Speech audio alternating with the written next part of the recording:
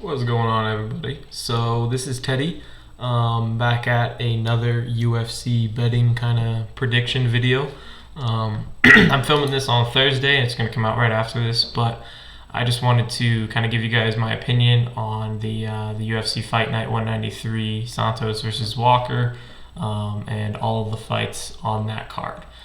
There's a few really good ones. I think my favorite are the main event is going to be really fun. I think that which other ones was I looking at? I think Alex Oliveira versus Nico Price is probably going to be the one that I have the biggest action on. Misha Serkinov going down to 185. That's going to be really fun to see. Kevin Holland, he's returning hopefully in a different mind space against Kyle Dawkis. Little Dawkis. Big Dawkis was killing it last week. Alexander Hernandez. We got Jared Gordon and Joe Salecki. Really solid matchup. Antonina Shevchenko versus Casey O'Neill. Casey O'Neill's good up-and-comer. Devontae Smith versus Jamie Malarkey. That's going to be a clash. And then, so a couple other pretty good ones. Douglas Silva de Andrade. Pretty decent fight with Gaetano Perello. I'm going to start at the top of the card. Just give you guys my opinions. Last week, we did pretty well. I got hit both of my main bets, which were Volkanovski and Hooker. I think a lot of people were on Volk and Hooker. So hopefully this week we'll have kind of some difference of opinions out in the MMA Twitter, MMA YouTube realm that we can kind of just see what everyone's thinking. So I'm going to start at the top. Tiago Santos versus Johnny Walker. I got the card up here. Tiago Santos is 21-9.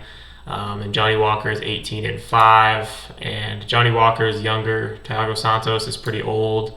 I think he's 37. Yeah, he's 37. And Johnny Walker, how old is Johnny Walker? Let's find out. I think he's in his 20s. He's 29. So the thing that I really want to point out about this fight is Johnny Walker's been off for a year, I believe. And Johnny Walker, we don't know what we're going to get. We don't know is his chin going to be recovered, because he's always had kind of chinny issues. I know we've all seen that video of him in the regional scene or down in Brazil. I don't know where it is, where he gets knocked out like 4 times in a minute. So Johnny Walker has had chin issues in the past, and we have no, data to say that he isn't chinny anymore, because he's always been chinny, and he's been chinny even in his recent fights. I mean, he got knocked out by Corey Anderson.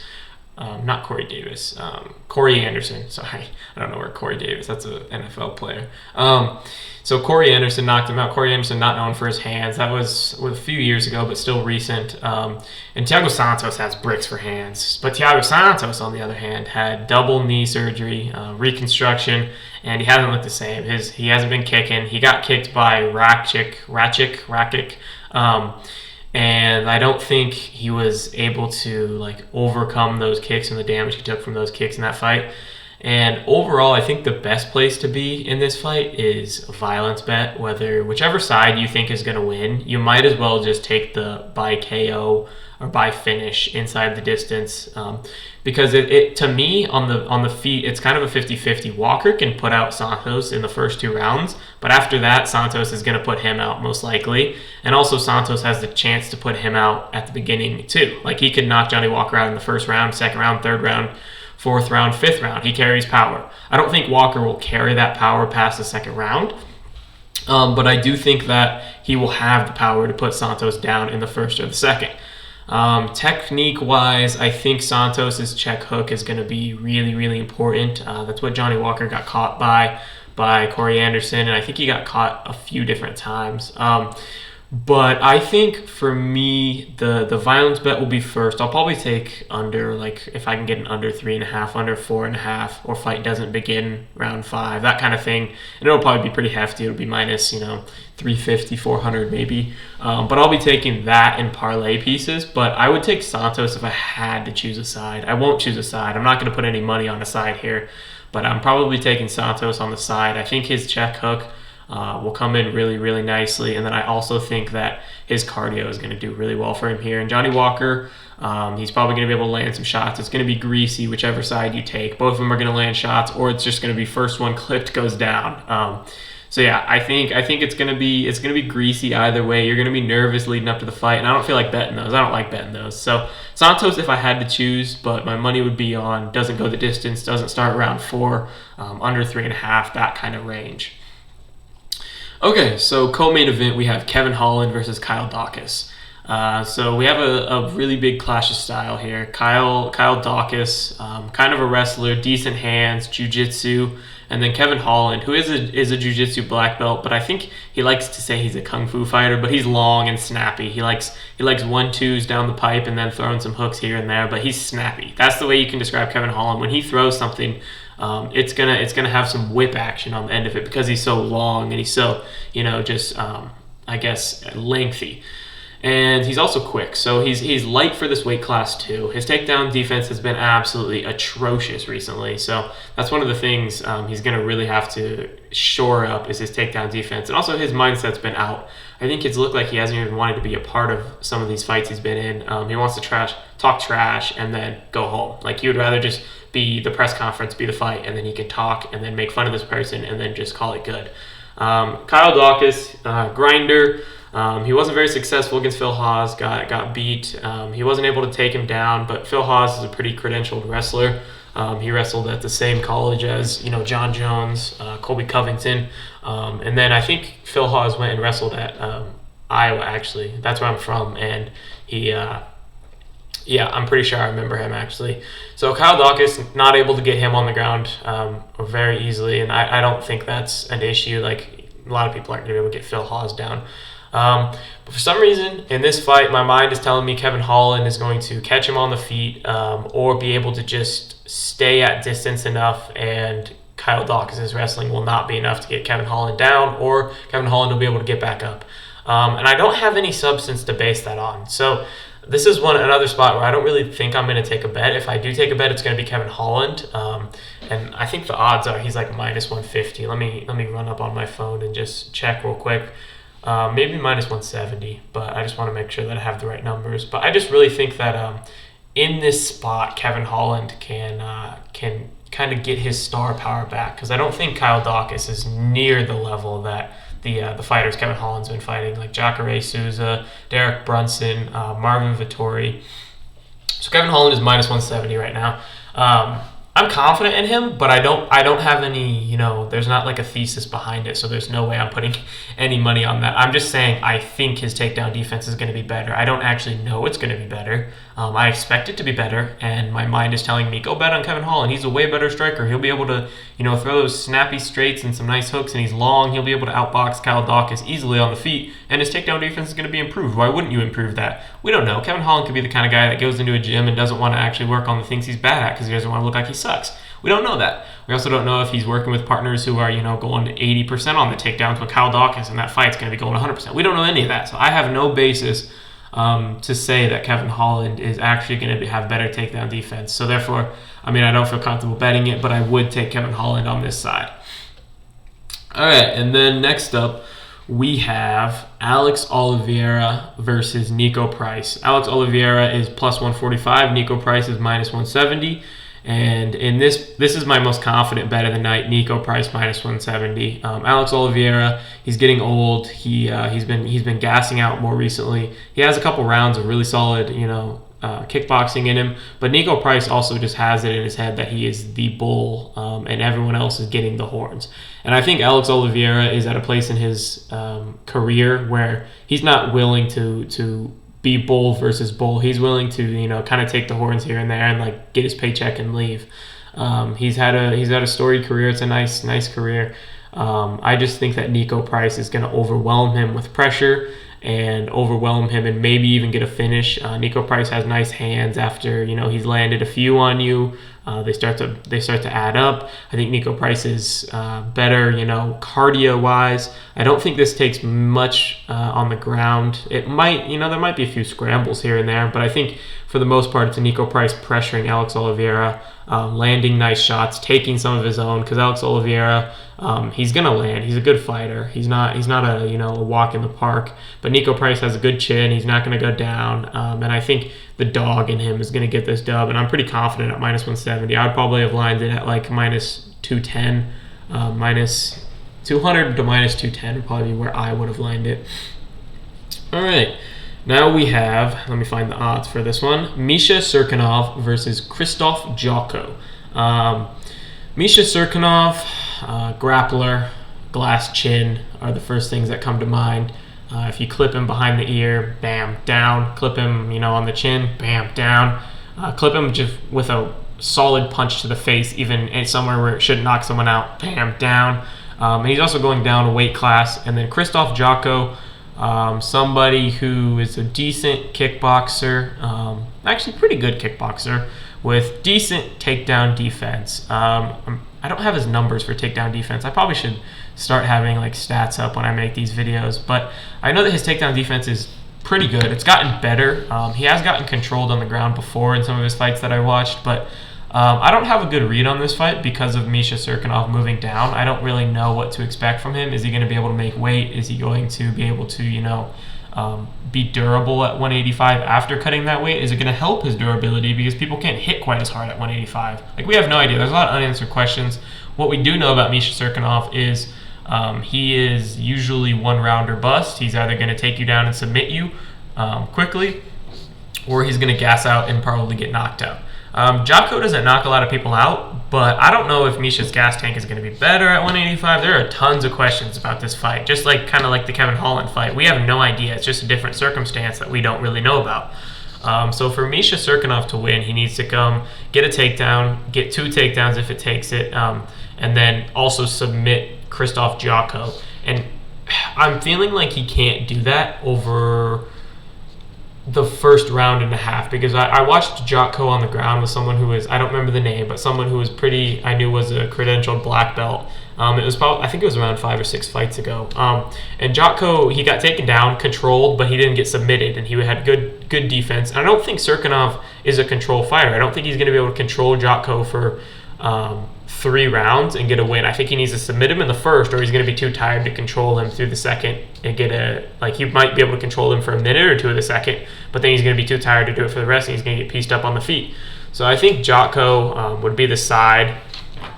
Jocko is minus 150, Serkinov plus 125, but it would be greasy again. Like I said, I'm not probably going to put a bet on it because Serkinov, he can come out and boa constrictor anybody. He's one of the better grapplers at 185 for sure. His submissions are absolutely legit. So I just think there's too many what ifs on this one. All right, now we have Aspen Ladd versus Macy Chiasson. So Aspen Ladd, a year off, I think, is how long it's been. She has brutal ground and pound. She's a wrestler. Macy Chiasson, she gets wrestled. let's just cut this one as kind of dry as it can be. Aspen Ladd, she wrestles. Macy Chiasson doesn't wrestle very much and gets taken down quite a bit. So I think Aspen Ladd is the side here. She's minus 280. She's a good parlay piece to throw in with, whether you want to do the Santos versus Walker, doesn't go the distance, under 4, whatever it is, or Nico Price in there. Aspen Ladd is probably a good piece to have on there. I think she comes out, gets a takedown or 2, implements some ground and pound, and might even get a late finish. I can see a late finish, but I can see her holding her down for the entire 3 rounds and just making it look easy. All right.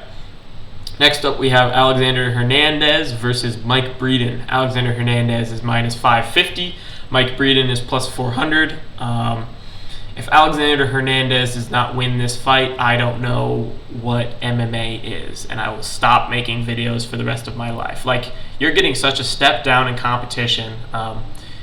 You should be able to at least outpoint Mike Breeden. You should be able to outpoint Mike Breeden 99 times out of 100, Alexander Hernandez. I don't even know what to tell you. You're minus 550, you need to cover, but it's Alexander Hernandez. This is one of my least favorite guys in the UFC. He's just a little walking shithead. He's constantly acting like he won fights that he didn't win, or just, talking shit to Donald Cerrone when you don't need to, that kind of stuff. So yeah, I think Hernandez wins. I think he rolls here. He should roll. I think he has actually a good future in the division if he can just, he took these losses. If he can take those losses, kind of get the mindset right, get a win here, get another win against, a can. Give him another can, UFC. He deserves a can after the L's he took. So yeah, give him a few cans, let him develop a little more. He needs to get humbled. He got humbled. I hope he's humbled now. Holy shit, dude. you were on the top. You were apparently going to be the champ in a few years ago, and then got knocked the absolute bricks off by Donald Cerrone. So he's going to go out and probably beat Mike Breeden. I don't really want to put a bet down at minus 150 or minus 550. He'd be a good parlay piece, though, if you want to add that into to the parlay. Yeah. Moving on, we have Joe Salecki versus Jared Gordon. This one is really interesting. This is probably one of my favorite fights of the night. Joe Salecki is minus 150. Jared Gordon is plus 125. Joe Salecki, he's a grappler primarily. He can wrestle as well. I would say he's good. I would put him in the good range of grappling. Jared Gordon, he's more of a wrestler. He usually uses his takedown defense or gets takedowns and just grinds on people. But he also has pretty decent boxing. He's getting better. He's also just a tough dude. He's a very, very tough dude. And in Joe Salecki's last fights, we saw him, I think, Matt Wyman and what's his name? I gotta go click on this because it's a legend of the sport who has Lyme's disease that I'm just completely forgetting his name. Jim Miller. I can't believe I forgot Jim Miller. He didn't finish Matt Wyman, which I think that's a red flag. Austin Hubbard getting a submission there, that's really nice, but Austin Hubbard, it's Austin Hubbard. I'm not really excited about Austin Hubbard. Jim Miller, he got a decision, but he was in some tight water there for a little bit. Jim Miller had him kind of, it's Jim Miller. He's going to push you. He's going to, make it a tough fight. And Jared Gordon, let's look at his last fight. So Jared Gordon is kind of one of those guys that people underestimate because he's a grinder, man. He beat Danny Chavez. He beat Chris Fishgold. He lost to Charles Olives. Lost to Joaquim Silva. Lost to Diego Ferreira. Beat Dan Moret. I don't really know how to say that. Beat Bill Algeo. Beat Michelle Quinones. Beat Hakron Diaz. So he kind of has some wins against people who you're not quite going to know, and then loses against the people who you do know, like Joaquim Silva, Diego Ferreira, Charles Oliveira. So he's kind of been like in this area where he beats all the people who he's supposed to beat and loses to all the people that it's supposed to be a close fight, or he might be, not favored to win. And I think he's kind of in a place where he can take a step up and as in be a higher level gatekeeper. I think he can, beat Joe Salecki by stuffing takedowns or just getting up from takedowns and then also piecing him up on the feet. And I think it's a safe place to take a plus 125 dog bet on Jared Gordon. Joe Salecki might come out and just look absolutely crazy good, and I'm going to feel like an idiot, but I think Jared Gordon's a grinder. I think this is a good spot to take some dog money. And I'm feeling confident that plus 125 by the end of the night will look more like minus 150, minus 170. You know what I mean? All right. Moving on, we have Antonina Shevchenko versus Casey O'Neill. I'm going to keep this one short and sweet again. Antonina cannot wrestle very well. She got taken down by Andrea Lee. I don't have the statistics. Like I said, I need the statistics. She got taken down and submitted. I don't know how many times she got taken down by Andrea Lee, but I think that Casey O'Neill, it's safe to say that Casey O'Neill is a better wrestler than Andrea Lee, and I think Antonina Shevchenko is just being used for name value at this point by the UFC. Like, she has some decent wins. Ariana Lipski. Let's look at her other wins. So she just beat Ariana Lipski. She beat Ji Young Kim. She beat Lucy Podilova. But she loses to anyone who's even decent. Andrea Lee, I don't even know if it's decent. Caitlin Chukagian, good fighter. Roxanne Modafferi, decent. Andrea Lee, she's okay. I don't really know. I don't really want to say she's good. She's below average. I'll just leave it at that. But Casey O'Neill takes her down, and I think she's just going to wrestle her, and it's going to be probably very, very easy. She probably doesn't have the striking advantage, which, that could be concerning, but I'm actually not concerned at all. Casey O'Neill, minus 220. I think probably one of the locks of the night. You put that with Nico Price, or you put that with Kevin Holland. Kyle Dawkis doesn't start not Kyle Dawkis. Tiago Santos, Johnny Walker doesn't start round 4. Pretty good bet. Or you add Casey O'Neill, Aspen Ladd. That's a pretty good parlay too. Betch Correa and Carl Rosa. I'm not even going to go over that fight. I don't have a strong opinion. I know that Rosa's probably going to win, but I don't feel like putting any money on either of these fighters. I also want to watch Carl Rosa fight one more time live. I mean, I've watched her previous fights, but I kind of just want to see more out of her before I feel comfortable doing any breakdowns or even putting down any money. All right, so this one's a fun one too. Devonta Smith, Jamie Malarkey. Let's go see the odds there. I'm pretty sure it's pretty close here. So Jamie Malarkey is plus 125. Devonta Smith is minus 150. Devonta Smith, glass chin that we've seen recently. Jamie Malarkey, very tough, very, very durable. He's going to come forward for a long ways. Devonta Smith has that, fight-ending KO power anytime. Jamie Malarkey doesn't quite. I mean, he did just knock out. Who did he just knock out? He just knocked out Kama Worthy. But I just want to say, I feel like that's kind of a, oh my gosh. How do you get a TKO by retirement? Jamie Malarkey got a TKO by retirement back when he was on SFMMA, Superfight MMA, against Edminar Teixeira. How do you get a TKO via retirement? He had 3 wins and 4 losses, and Jamie Malarkey TKO'd him into retirement. I might have to bet on Jamie Malarkey then, if he TKO'd someone into retirement. Oh my. TKO retirement on May 3rd, 2019. I'm going to have to find this on YouTube somehow. That's absolutely hilarious. But anyway, yeah, he just knocked out Kama Worthy in like the first minute of the fight. But I don't know. I really don't know. This one is such a toss-up. I would say Devonta Smith, for me, is kind of like a more composed fighter than Jamie Malarkey. Jamie Malarkey he's chaos. He's running forward. He's kind of awkward. His punches don't flow right, which works to his advantage. Like his punches, he'll throw something, and then like the more normal the normal 2 or 3 coming afterwards come like a second late and a second early, or vice versa, a second early, a second late. People don't time it right, and he catches them, and he knocked out that way with that Kama Worthy exactly that way. He could definitely land on Devonta Smith, but Devonta Smith can definitely put him out just as easily. Devonta Smith has some massive hand power, pretty good hand speed. It's just his chin that's kept him held him back so far. Devonta Smith, his last few fights, I mean, he got absolutely blasted by Kama Worthy with like the miniest hook ever. It was kind of like what? How did that even happen? And then he beat the shit out of Justin James. Got a doctor stoppage. I'm feeling like I want to take Devonta Smith here. I feel like his chin issue might have just been like. I mean, he got TKO'd a while ago, but he got weirdly landed like a perfect punch. It looked like maybe he doesn't have chin issues, but I don't know. It's definitely concerning considering that Jamie Malarkey's probably going to land some punches on your chin when you fight him because. I mean, Jamie Malarkey, he's going to come forward and he's just going to throw. So he's going to land something, whether it's powerful, whether it's in the right spot, we don't know. But I'm going to go Devonta Smith here. I think I want Devonta Smith minus 150. I wish it was like minus 130, but it is what it is.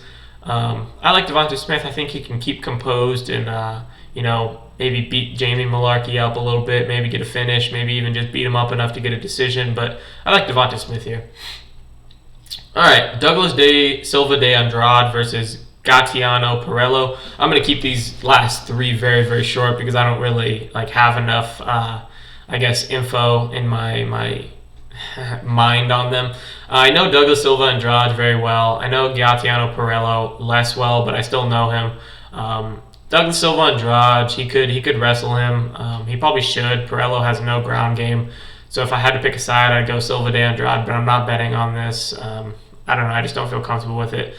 Stephanie Edgar versus Shauna Young. Wow. Talk about a fight that I have no idea where to bet. Shauna Young is bad. Stephanie Edgar is less bad. I'd probably take Stephanie Edgar. Less bad. Alejandro Perez versus Johnny Eduardo. Eduardo was in the UFC a while ago and was pretty good, but he's 43 now. Let me go look. Let me click on his profile here. He's 41, apparently. I just saw 43 on. He doesn't look 41 or 43. He lost to Nathaniel Wood in 2018. He lost to Aljamain Sterling, Eddie Wineland. He lost to Rafael Assunção. So he has some good names. He beat Eddie Wineland. That's a good win back in 2014. Yeah, I don't know. He's probably going to lose if he's actually 43 or 41, because Alejandro Perez is pretty decent. He had a good fight with Cody Stamann. He beat Eddie Wineland, lost to Song Yadong by getting blasted. He's taken 2 years off, but I think he could come out and beat Eduardo. But I know I'm not going to put any money on it. Yeah, Alejandro Perez probably wins that fight. Johnny Eduardo, he used to be good, but I think he's probably like needing money of some sort or something like that, and that's why he's back. That's it for the breakdowns today. I'm going to throw up a quick little just like what I would bet. I would probably each fight I would say I would pick Santos and the under of like if I can get a 4. Doesn't start around 4. Under 3.5 is a little greasier, but I would take it. And then fight doesn't go the distance is the safest. I would pick Kevin Holland to beat Kyle Dawkis. I think he either knocks him out or just sits at range. I will take Nico Price finishing Alex Oliveira. I will take Christoph Jotko. I think he gets his finish. I think he finishes Misha Serkinov round 3, I'm going to say. I'm going to take Aspen Ladd decision over Macy Chiasson. Alexander Hernandez by TKO over Mike Breeden. Jared Gordon via decision over Joe Salecki. Casey O'Neill via... You know what? I'm going to say TKO on the ground. Punches on the ground. I think she's going to like wail on her at some point. Beats Antonina Shevchenko via TKO on the ground. Carl Rosa via decision over Betch Correa. Devontae Smith via KO over Jamie Malarkey. Douglas Silva de Andrade via decision over Gatiano Pereira. Stephanie Edgar via decision over Shauna Young. Alejandro Perez via decision over Johnny Eduardo. And then my like top bets. My favorite bet is, I would say Nico Price for the odds. Aspen Ladd is my favorite as well. Those are kind of top 2. Casey O'Neill is also in that. So yeah, actually I'll go Nico Price as number 1. Casey O'Neill is number 2. Aspen Ladd is number 3. And then Tiago Santos, Johnny Walker under 3.5 as 4. Let's see, what else do we got? Devontae Smith and Alex Oliveira. Or not Alex Oliveira, and Kevin Holland. But Jared Gordon goes before then. So then Jared Gordon as the underdog. And then I'll take Devontae Smith and Kevin Holland in that last kind of realm. Yeah, and then, I mean, Alexander Hernandez is in there somewhere, but I don't feel like betting him. So that is what it is. Thank you guys for tuning in. I'll probably make one of these every week, so thank you very much. Have a good one.